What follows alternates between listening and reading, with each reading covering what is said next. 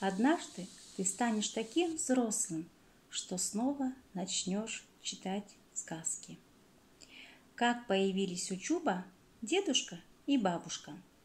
Ростом он был чуть выше сапога, а его прозвали Чубацел. Если перевести это слово на русский язык, получается мальчик-сапожок. Но мы будем его звать Чуба. Так ласково называет его мама Чуба. Чуба-Чуба, Чубацел, где ты? Чуба-Чуба, куда ты пропал? Он и вправду пропадал где-то каждый день.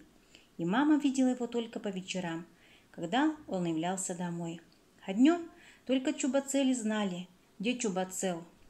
Вчера мама искала его целый день и нашла.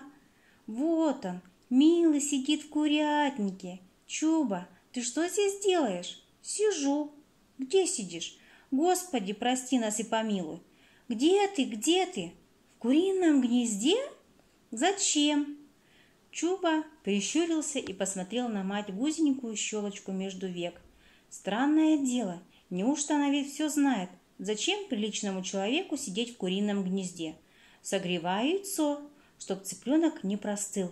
Какой цыпленок? Тот самый из яйца.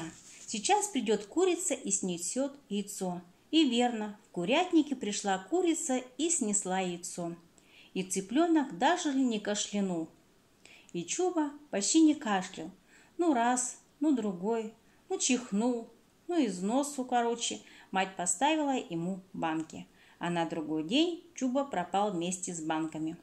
Вечером пришел человек с большой рукой. В руке у человека поменьше это рука Чуба. Но не про его руки идет сейчас речь, а про ноги. Ноги-то у него у Чуба были мокрые, и они были найдены далеко за селом.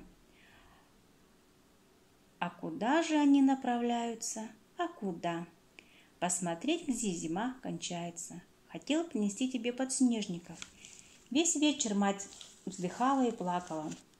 А когда Чуба уснул, сказала мужу: вот увидишь, мы его потеряем. Заберется в суброк и не найдем весной, только это Чуба-Чуба сапоги.